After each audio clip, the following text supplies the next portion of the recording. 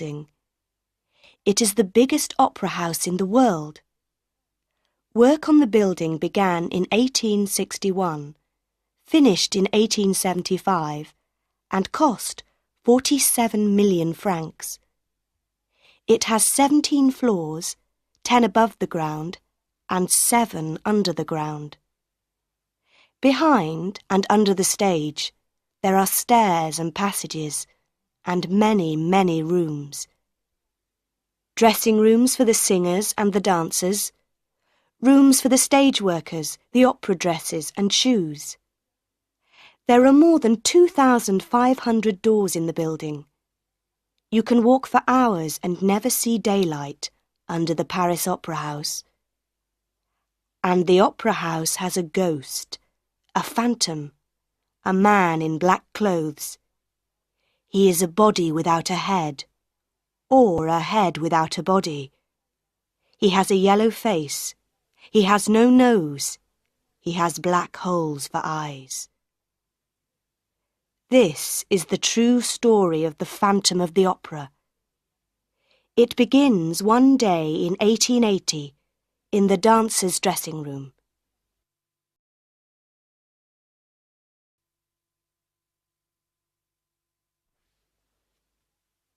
Chapter 1. The Dancers. Quick! Quick! Close the door! It's him! Annie Sorelli ran into the dressing room, her face white. One of the girls ran and closed the door, and then they all turned to Annie Sorelli.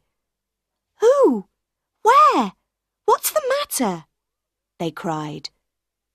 "It's the ghost," Annie said. "In the passage. I saw him. He came through the wall in front of me, and I saw his face."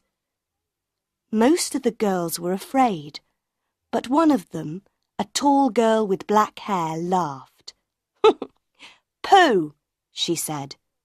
"Everybody says they see the opera ghost, but there isn't really a ghost. You saw a shadow on the wall." But she did not open the door or look into the passage. "Lots of people see him," a second girl said. "Joseph Bouquet saw him 2 days ago. Don't you remember?" Then all the girls began to talk at once. "Joseph says the ghost is tall, and he wears a black evening coat. He has the head of a dead man with a yellow face and no nose, and no eyes, only black holes." Then little Meg Giry spoke for the first time. "Don't talk about him. He doesn't like it. My mother told me." "Your mother?" the girl with black hair said. "What does your mother know about the ghost?" "She says that Joseph Bouquet is a fool.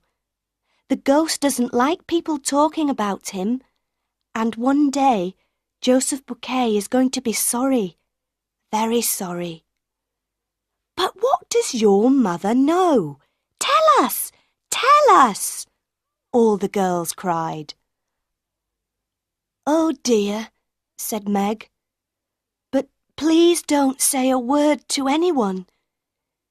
You know my mother is the doorkeeper for some of the boxes in the opera house.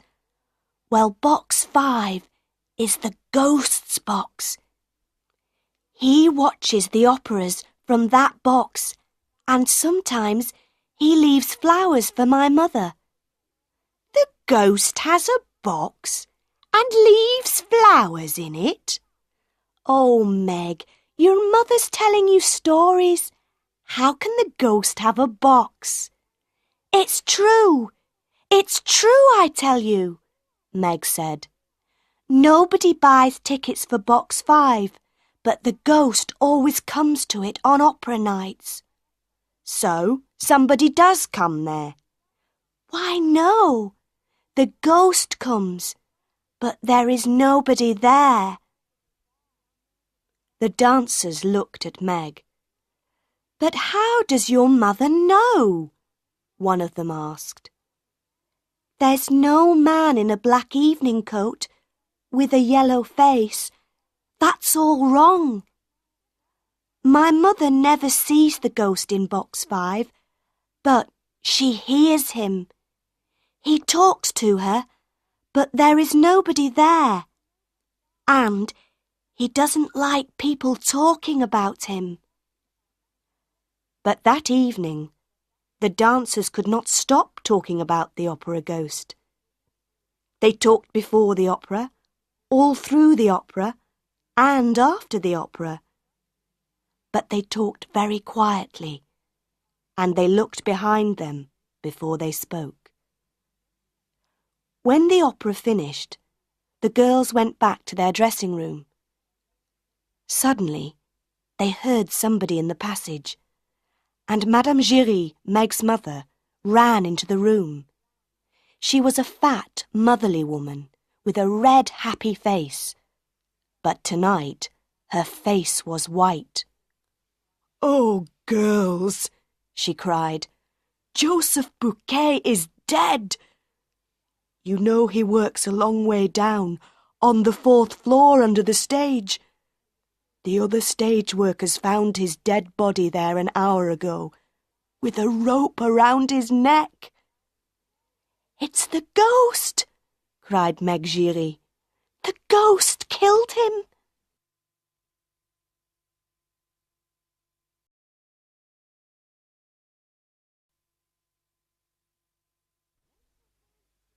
Chapter 2. The Directors of the Opera House. The Opera House was famous, and the directors of the Opera House were very important men. It was the first week of work for the 2 new directors, Monsieur Armand Moncharmin and Monsieur Firmin Richard. In the director's office the next day, the 2 men talked about Joseph Bouquet. "It was an accident," Monsieur Armand said angrily, "or Bouquet killed himself." "An accident? Killed himself?" Monsieur Firmin said. "Which story do you want, my friend? Or do you want the story of the ghost?" "Don't talk to me about ghosts," Monsieur Armand said. "We have 1,500 people working for us in this opera house, and everybody is talking about the ghost. They are all mad. I don't want to hear about the ghost, okay?"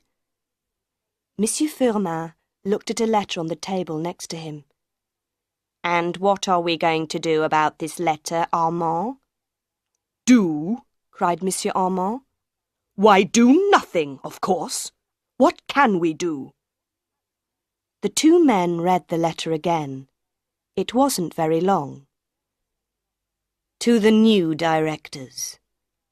Because you are new in the opera house, I am writing to tell you some important things. Never sell tickets for box 5. That is my box for every opera night. Madame Giry, the doorkeeper, knows all about it. Also, I need money for my work in the opera house. I am not expensive, and I am happy to take only 20,000 francs a month. That is all. But please remember, I can be a good friend, but a bad enemy. O.G." "Don't sell tickets for box 5? 20,000 francs a month!" Monsieur Armand was very angry again. "That's the best box in the opera house, and we need the money, Firmin. And who is this O.G., eh? Tell me that." "Opera ghost, of course," Monsieur Firmin said. "But you're right, Armand. We can do nothing about this letter. It's a joke, a bad joke. Somebody thinks we are fools because we are new here. There are no ghosts in the opera house." The two men then talked about the opera for that night. It was Faust, and usually La Carlotta sang Margarita. La Carlotta was Spanish and the best singer in Paris. But today, La Carlotta was ill. "Everybody in Paris is going to be at the opera tonight," said Monsieur Armand. "And our best singer is ill, suddenly. She writes a letter to us just this morning. She is ill. She cannot sing tonight." "Don't get angry again, Armand," Monsieur Firmin said quickly. "We have Christine Daae, that young singer from Norway. She can sing Margarita tonight. She has a good voice." "But she's so young, and nobody knows her. Nobody wants to listen to a new singer." "Wait and see. Perhaps Daae can sing better than La Carlotta. Who knows?"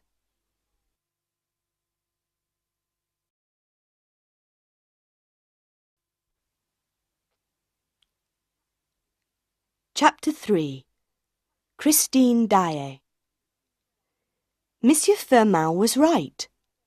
All Paris talked about the new Margarita in Faust, the girl with the beautiful voice, the girl with the voice of an angel. People loved her.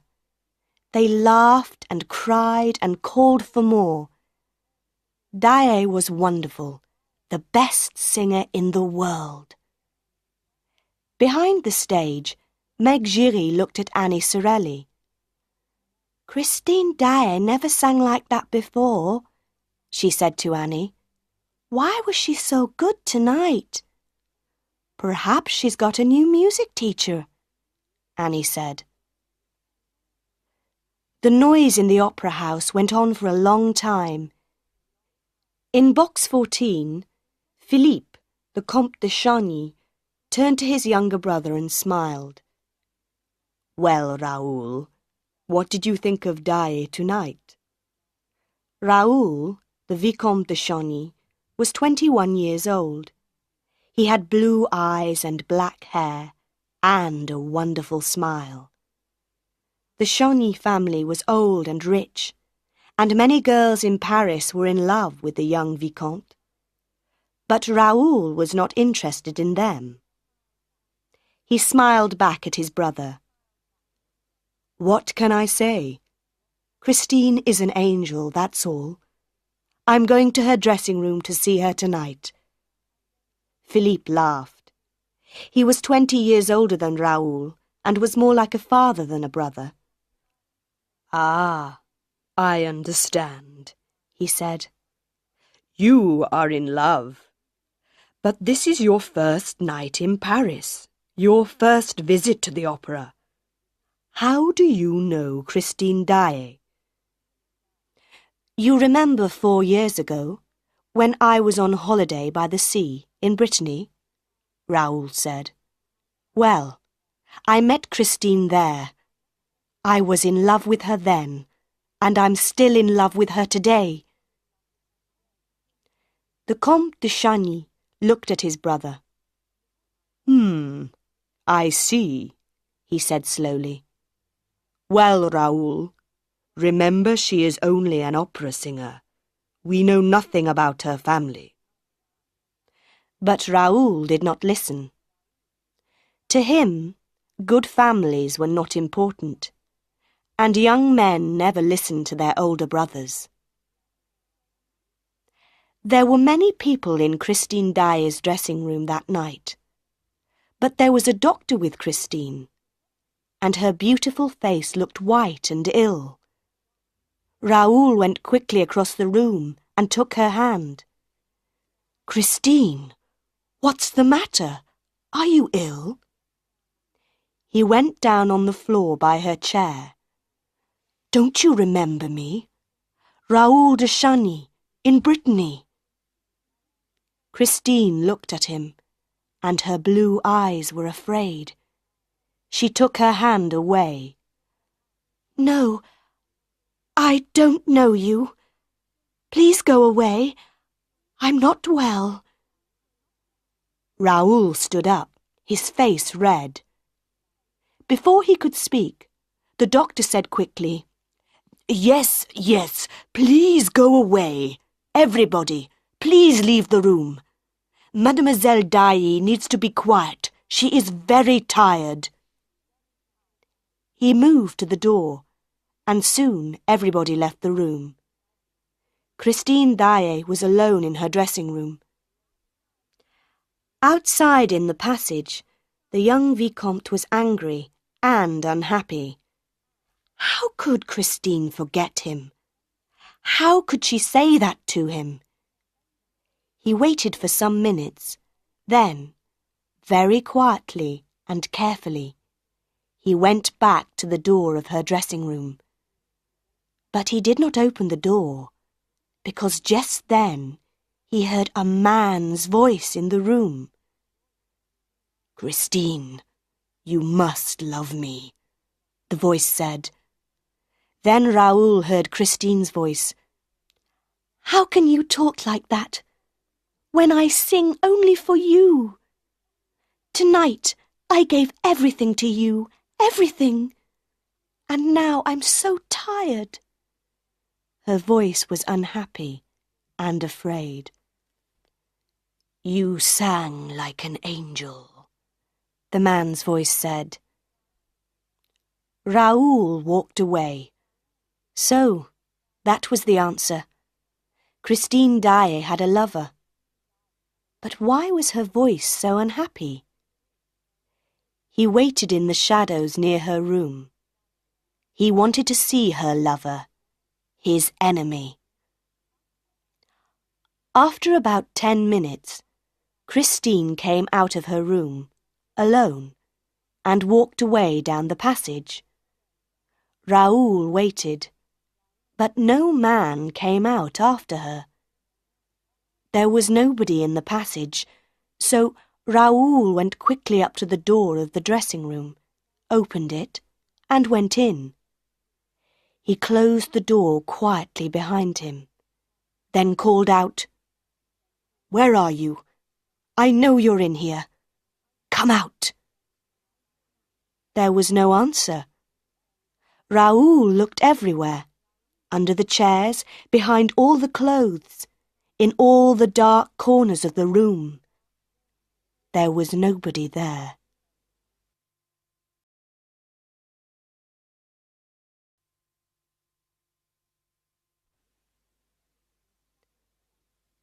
Chapter 4. The Phantom is Angry. That was Tuesday night. On Wednesday morning, Monsieur Armand and Monsieur Firmin were happy men. Paris liked the new Margarita. Everything in life was good. The next opera night was Friday. It was Faust again, but this time with La Carlotta singing Margarita. By Wednesday afternoon they were not so happy. A second letter arrived for them, from O.G. "Why don't you listen to me? I am getting angry. Leave box 5 free for me. And where are my 20,000 francs? On Friday, Daae must sing Margarita again. She is now the best singer in Paris. La Carlotta cannot sing. She has a very ugly voice, like a toad. Remember, I am a bad enemy. O.G." "So, Firmin, is this still a joke?" Monsieur Armand shouted. "What are we going to do now, eh? Is O.G. the director here, or are we?" "Don't shout, Armand," said Monsieur Firmin tiredly. "I don't know the answers. Let's talk to Madame Giry, the doorkeeper of box 5. Perhaps she can help us." But Madame Giry was not helpful. Madame Giry was not afraid of ghosts, and she was not afraid of directors of opera houses. People say that you're a friend of the opera ghost, Madame Giry, Monsieur Armand began. Tell us about him. Some people say he has no head. And some people say he has no body, said Monsieur Firmin. What do you say, Madame Giry? Madame Giry looked at the two men and laughed. I say that the directors of the opera house are fools. What? Monsieur Armand shouted. He stood up, and his face was red and angry. Listen to me, woman. Oh, sit down, Armand, and listen, said Monsieur Firmin. Why do you say that, Madame Giry? Because, monsieur, the opera ghost is angry with you. When the ghost wants something, he must have it. He is clever and dangerous, this ghost. The old directors before you, they knew that, oh yes. At first they tried to stop him. Then there were many accidents in the opera house, many strange accidents. And when did these accidents happen? When the ghost was angry. So, the old directors learnt very quickly. The ghost wants box 5. He can have it every night. The ghost wants money. Let's give the money to him at once. Oh yes, the old directors understood very well. But we are the directors, not the opera ghost, Monsieur Armand shouted. He turned to Monsieur Firmin. This woman is mad. Why do we listen to her? On Friday night, La Carlotta is going to sing Margarita. And you and I, Firmin, are going to watch the opera from box 5. Well, we can try that, Armand, but we don't want any accidents. Madame Giry came nearer to the two men. Listen to me, she said quietly.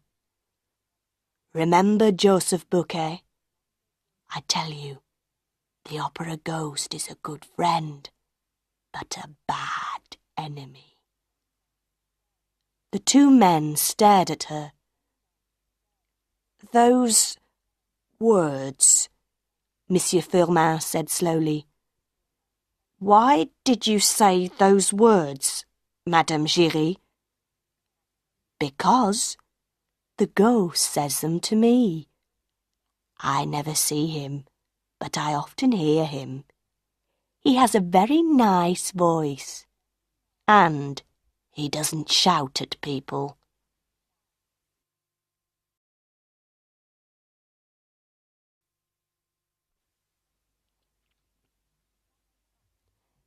Chapter 5. A Letter for Raoul. That Wednesday, a letter also arrived for the young Vicomte de Chagny. He opened the letter, saw the name at the bottom, and smiled for the first time that day. Dear Raoul, of course I remember you. How could I forget you? Meet me on Thursday at 3 o'clock in the Tuileries Gardens. Don't be angry with me, Raoul, please. Christine Daae. Raoul put the letter carefully into his pocket. Angry? How could he be angry with an angel? On Thursday, he was in the Tuileries Gardens by 2 o'clock. At 3:10, he began to feel unhappy. At 3:30, he wanted to die, or to kill somebody. And then she came. She ran through the gardens to him, and in a second she was in his arms. "Oh, Christine," he said again and again. "Oh, Christine." They walked through the gardens together and talked for a long time. They remembered their happy weeks in Brittany 4 years ago. "But why did you go away, Christine?" Raoul asked. "Why didn't you write to me?" For a minute or two, Christine said nothing. Then she said slowly, "We were so young, you and I. I was just a poor singer from Norway, and you were the Vicomte de Chagny. I knew I could never be your wife. But I love you, Christine. No, shh. Listen to me, Raoul, please. I went home to Norway, and a year later, my father died. I was very unhappy. But I came back to France, to Paris. I worked and worked at my singing, because I wanted to be an opera singer. Not just a good singer, but the best opera singer in Paris." "And now you are," Raoul said. He smiled. "All Paris is at your feet." Christine turned her face away and said nothing. "Christine," Raoul said quietly, "I want to ask you a question. Who was the man in your dressing room on Tuesday night? Tell me, please." Christine stopped and stared at him. Her face went white. "What man?" she whispered. "There was no man in my dressing room on Tuesday night." Raoul put his hand on her arm. "I heard him," he said. "I listened outside the door and heard a man's voice. Who was he?" "Don't ask me, Raoul. There was a man's voice, yes, but there was no man in my room. It's true.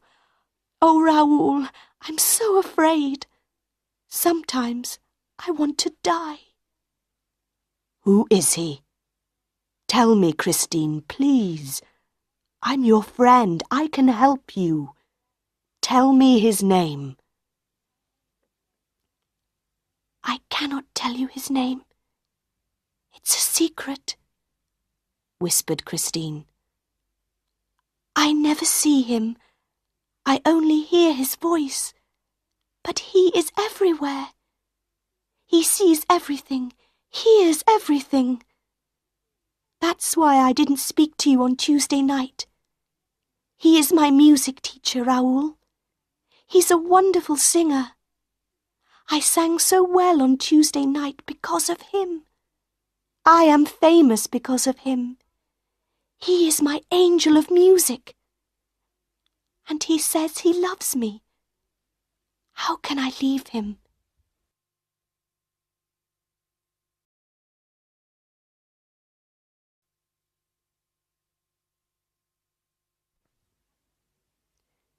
Chapter 6. La Carlotta sings Margarita. On Friday morning, La Carlotta had her breakfast in bed. She drank her coffee and opened her morning letters. One letter had no name on it. It was very short. "You are ill. You cannot sing Margarita tonight. Stay at home and don't go to the opera house. Accidents can happen. Do you want to lose your voice forever?" La Carlotta was very, very angry. She got out of bed at once and did not finish her breakfast. "This is from Christine Daae's friends," she thought. "They want her to sing again tonight. That Daae girl is going to be sorry for this. I, La Carlotta, I am the best opera singer in Paris. And nothing is going to stop me singing Margarita tonight." At 6 o'clock that evening, The dancers were in their dressing room. They talked and laughed and put on their red and black dresses for Faust. But Meg Giry was very quiet. "What's the matter, Meg?" Annie Sorelli asked. "It's the opera ghost," Meg said. "My mother says he's angry. She's afraid that something's going to happen tonight." "Oh, pooh," the girl with black hair said. "Who's afraid of an old ghost?" An hour later, Monsieur Armand and Monsieur Firmin went into box 5 and sat down. They were not afraid of ghosts. Of course not. There were no ghosts in the opera house. Then Monsieur Armand saw some flowers on the floor by the door of the box. "Firmin," he whispered, "did you put those flowers there?" Monsieur Firmin looked. "No, I didn't," he whispered back. "Did you?" "Of course not, you fool! Shh! The music's beginning." La Carlotta did not sing for the first hour. There were no strange voices in box 5, and the two directors began to feel happier. Then La Carlotta came out onto the stage, and Monsieur Firmin looked at Monsieur Armand. "Did you hear a voice just then?" he asked quietly. "No," Monsieur Armand said, but he looked behind him twice, then 3 times, and suddenly felt cold. La Carlotta sang and sang, and nothing happened. Then she began a beautiful love song. "My love begins to quack." Everybody stared. What was the matter with Carlotta's voice? What was that strange noise? Quack! Carlotta stopped and began the song again. "My love begins to quack. I cannot forget my quack." It was the noise of a toad. People began to talk and laugh. Monsieur Firmin put his head in his hands. Then he felt Monsieur Armand's hand on his arm. There was a voice in the box with them. A man's voice, laughing. Poor Carlotta tried again and again. "I cannot forget my quack." Then the two directors heard the voice again. Behind them, in front of them, everywhere. "Her singing tonight is going to bring down the chandelier." The two directors looked up at the top of the opera house. Their faces were white. The famous chandelier, with its 1,000 lights, broke away from its ropes and crashed down onto the people below. That was a terrible night for the Paris Opera House. 1 woman was killed by the chandelier, and many people were hurt. The opera house closed for 2 weeks, and La Carlotta never sang again.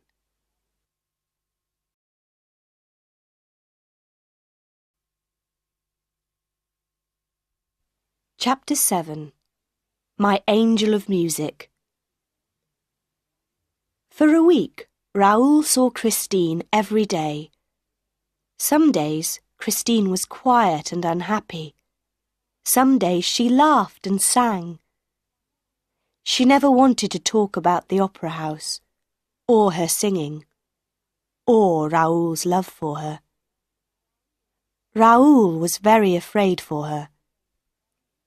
Who, or what, was this strange teacher, this man's voice, her angel? of music. Then, one day, there was no Christine. She was not at her home, not at the opera house, not at their meeting places. Raoul looked everywhere and asked everybody, where was Christine Daae? But nobody knew. 2 days before the opera house opened again, a letter arrived for Raoul. It was from Christine. Meet me in an hour at the top of the opera house, on the 10th floor. The 10th floor of the opera house was a dangerous place. There were hundreds of ropes going down to the stage below. It was a long, long way down. Raoul and Christine sat in a dark corner, and Raoul took Christine's hands. Her face was white and tired. Listen, Raoul, she said quietly. I'm going to tell you everything, but this is our last meeting. I can never see you again. No, Christine, Raoul cried. I love you, and we... Shh! Quietly. Perhaps he can hear us.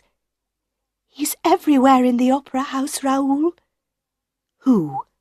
What are you talking about, Christine? My angel of music. I couldn't meet you last Saturday because he came for me and took me away.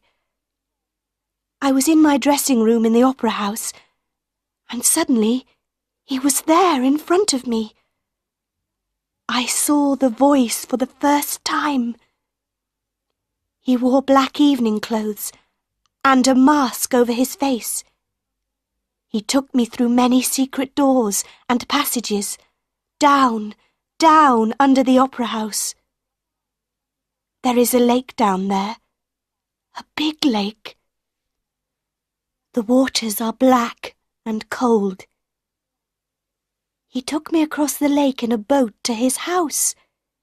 He lives there, Raoul, in a house on the lake, under the opera house.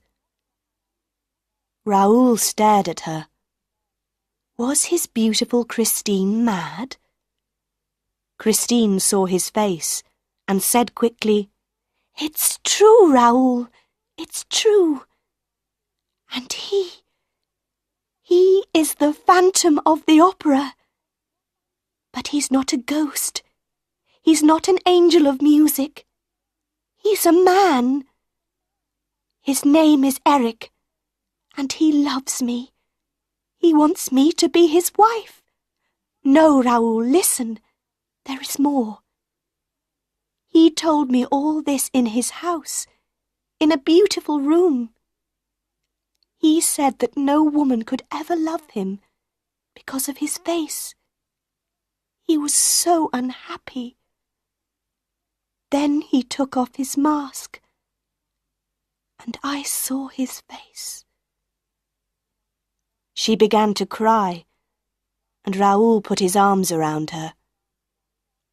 Oh, Raoul, he has the most terrible face. It is so ugly. I wanted to scream and run away, but where could I run to? He has the face of a dead man, Raoul, but he is not dead. He has no nose, just 2 black holes in his yellow face. And his eyes. Sometimes they are black holes. Sometimes they have a terrible red light. She put her face in her hands for a second. Then she said, I stayed in his house for 5 days. He was very good to me, and I felt sorry for him, Raoul. He wants me to love him, and I told him.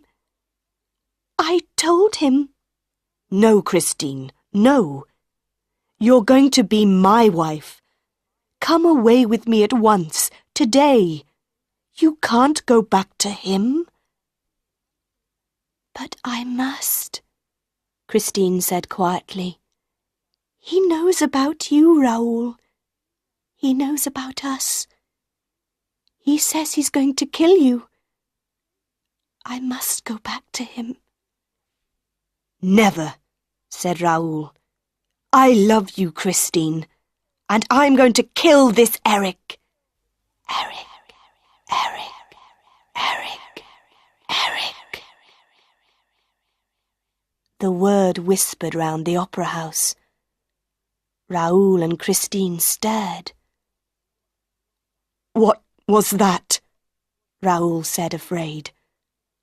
Was that his voice? Where did it come from? I'm afraid, Raoul, Christine whispered. I'm singing Margarita again on Saturday. What's going to happen? This, Raoul said. After the opera on Saturday night, you and I are going away together. Come on, let's go down now. I don't like it up here. They went carefully along a dark passage to some stairs, then suddenly stopped. There was a man in front of them, a tall man in a long dark coat and a black hat. He turned and looked at them. No, not these stairs, he said.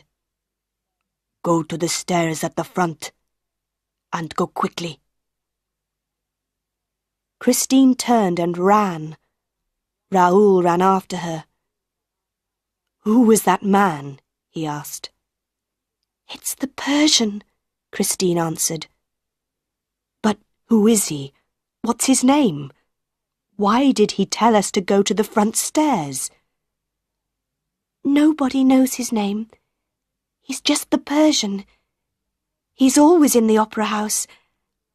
I think he knows about Eric, but he never talks about him. Perhaps he saw Eric on those stairs and wanted to help us. Hand in hand, they ran quickly down the stairs, through passages, then more stairs and more passages. At one of the little back doors to the opera house, they stopped. On Saturday night, then, after the opera, Raoul said, I'm going to take you away and marry you. Christine looked up into his face. Yes, Raoul. Then they kissed, there by the door of the opera house. Their first kiss.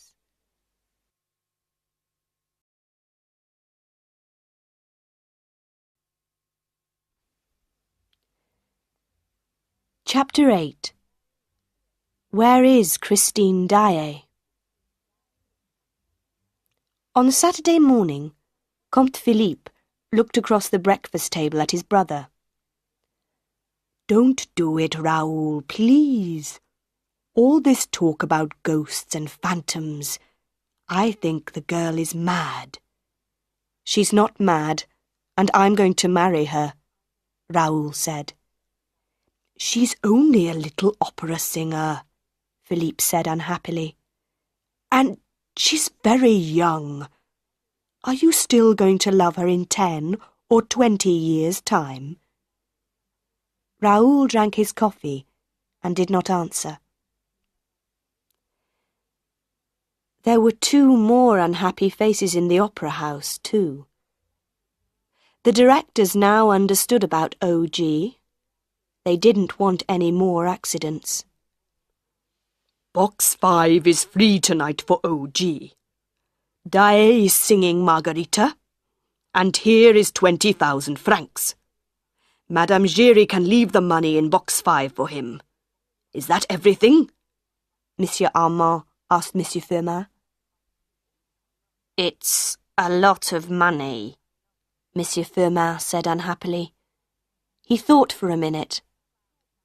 What about some flowers in box 5? Madame Giry says that O.G. likes flowers. O.G. can bring his own flowers, shouted Monsieur Armand. The evening began well. The chandelier was now back in place with new ropes. All Paris was in the opera house. Everybody wanted to hear Christine Daae's voice again. People also knew about the love story between Christine Daae and the Vicomte de Chauny. There are no love secrets in Paris. People watched the Comte and the Vicomte in box 14 with interest. Young men from families like de Chauny do not marry opera singers. When Christine came onto the stage, her face was white and she looked afraid.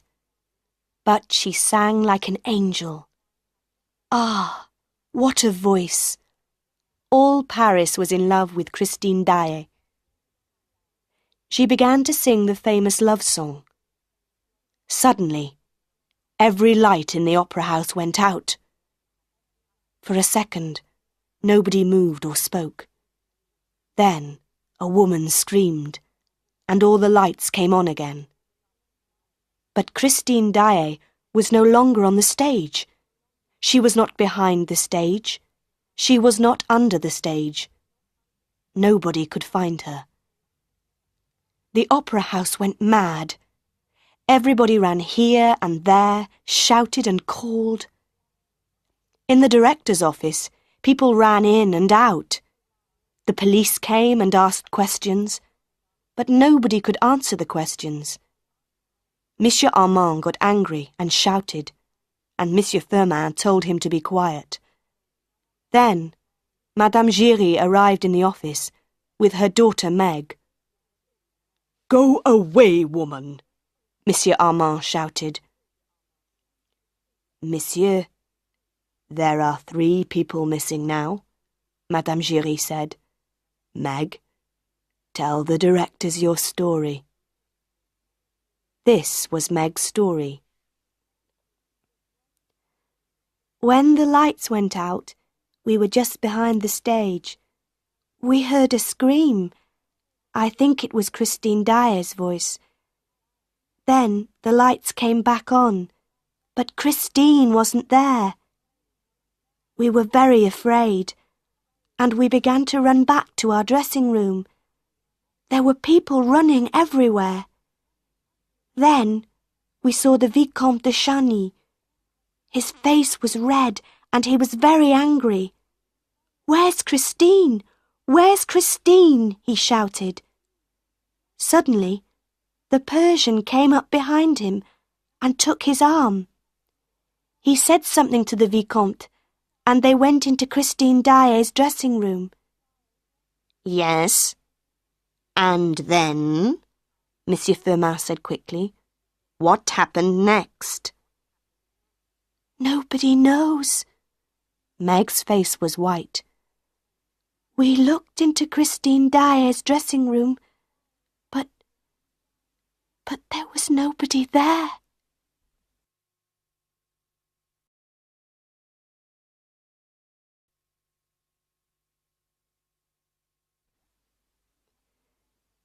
Chapter 9. The House on the Lake. When the lights came on, Raoul ran. He ran downstairs and along passages, through the opera house to the back of the stage. In the passage outside Christine's dressing room, a hand took his arm. "What's the matter, my young friend? Where are you running to so quickly?" Raoul turned and saw the long face of the Persian under his black hat. "Christine," Raoul said quickly. "Eric's got her. Where is she? Help me. How do I get to his house on the lake?" "Come with me," said the Persian. They went quickly into Christine's dressing room. The Persian closed the door and went to the big mirror on one wall. "There's only one door into this room," Raoul began. Wait, the Persian said. He put his hands on the big mirror, first here, then there. For a minute, nothing happened. Then, the mirror began to move and turn, and a big dark hole opened in it. Raoul stared. Quick, come with me, but be careful, the Persian said. I know Eric. I understand his secrets. Put your right hand up near your head, like this, and keep it there all the time. But why? Raoul asked. Remember Joseph Bouquet and the rope around his neck? Eric is a clever man with ropes in the dark. They went down, down, down under the opera house. They went through secret doors in the floors, then along passages and down dark stairs. The Persian listened carefully all the time for strange noises. When do we get to the lake? Raoul whispered. We're not going by the lake. Eric watches it all the time. No, we go round the lake and get into Eric's house from the back. I know some secret doors. Soon they were there. In the dark, the Persian felt the wall carefully with his hands. Ah, here it is, he whispered. The wall moved under his hands, and a small door opened. Very quietly, they went through. And then the door closed behind them. They could not get out. Inside the room it was very dark. They waited and listened. The Persian put his hands on the wall. Oh no, he whispered. It was the wrong door. This is Eric's torture room, the room of mirrors. We are dead men, Vicomte de Chagny. Dead men. At first Raoul did not understand, but he soon learnt. The lights came on, and they heard a man's laugh. Eric knew they were there. The room was all mirrors, walls, floor, ceiling. There were pictures in the mirrors of trees and flowers and rivers. The pictures moved and danced in front of their eyes, and the room was hot. It got hotter and hotter and hotter. Raoul was thirsty, hot and thirsty, and the rivers in the pictures danced and laughed at him. He closed his eyes, but the rivers still danced. Water. He needed water. But the mirrors laughed at him. Soon, he could not move or speak, or open his eyes. He was not thirsty now, just tired, so tired. Oh, Christine, I'm sorry, he thought. I wanted to help you, and now I'm dying. Through a mirror in the wall, Christine watched her lover in the torture room. Behind her Eric stood, with his hands on her arms. He's dying, Christine, dying. Watch him carefully. No, don't close your eyes. Watch him. Christine could not speak. She wanted to scream, but no words came. Then she found her voice again. How can you do this, Eric? Why don't you kill me? Because I love you, Christine. Marry me, be my wife, and love me. Then Raoul and the Persian can live.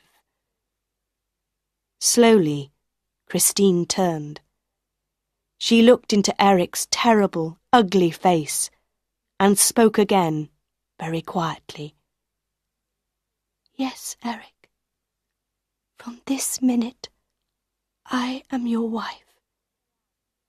She put her arms around Eric's neck and kissed him slowly and lovingly on his ugly mouth. Then she took her arms away and said slowly, "Poor, unhappy Eric." Eric stared at her. "You kissed me," he whispered. "I didn't ask you, but you kissed me. Freely. Oh, Christine, my angel. That was my first kiss from a woman. Even my mother never kissed me. She gave me my first mask when I was 2 years old. She turned her face away from me every time I came near her." Eric put his ugly face in his hands and cried. Then he went down on the floor at Christine's feet. "You are free, Christine, free. Go away and marry your Raoul and be happy. But remember Eric sometimes. Go now, quickly. Take Raoul and the Persian and go."